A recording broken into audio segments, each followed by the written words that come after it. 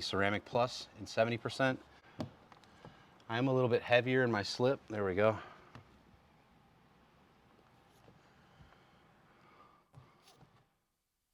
There it goes.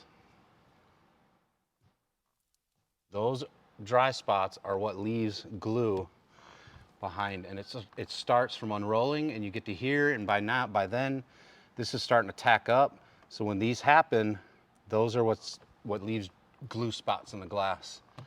So I've got some here, I can see them. So this right here, there's more, but it's really hard to capture on a video camera. But these are glue spots, and how I can tell is if we can keep this focused. If I take my fingernail and I rub on those, they sort of smear in and lightly go away. Those are glue spots. That was because of that dry bubble that kicked back in right here, and I pushed it. They get a lot worse than that, but I'm glad with a lighter film I was able to capture it. A lot of times you'll have it all over the glass, and that's because it was just too dry as you were going across the glass.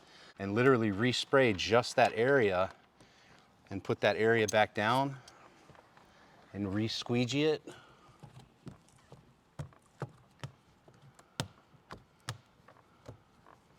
Super humid days, even though you have a good amount of slip in it, if it's a super humid day, things are hot, and those drier bubbles are going to dry up even quicker on humid days. So whenever I see them personally, because I do see them from time to time, I'll start to get them a lot sooner on really hot, humid days, because stuff's just going to dry a lot quicker. So I hope that helps. It was really hard to kind of show you. I did get at least a shot of one area that had a dry spot in it. But I encourage you to check out your methods, the way you squeegee. If you start seeing those bubbles coming back and you start seeing the dry spots, if nothing else, I hope you now understand where they're coming from. It's not the film. It is the glue from the film, but it's because of something. It's because of those dry bubbles coming in. I hope that helped. I will note this. I am cheating, sort of. I do have an air-conditioned shop.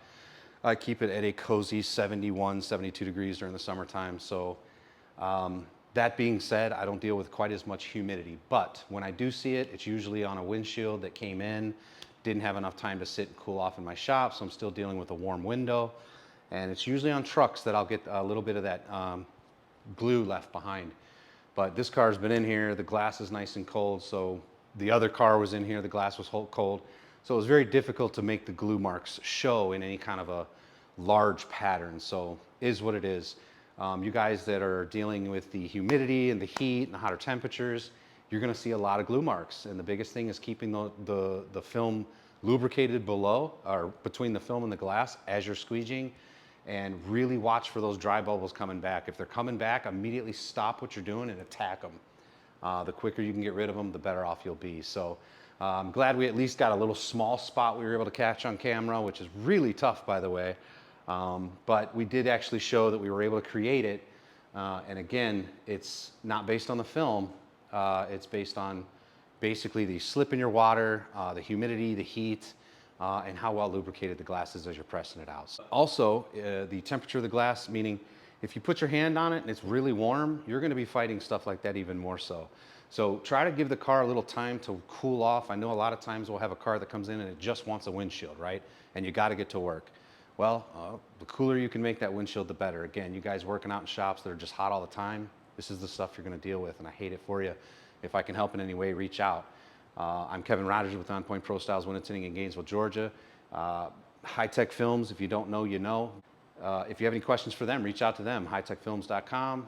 You got Plotter Depot for plotters and software. As you see, I got a plotter here. I use it all the time. I have the software from them as well.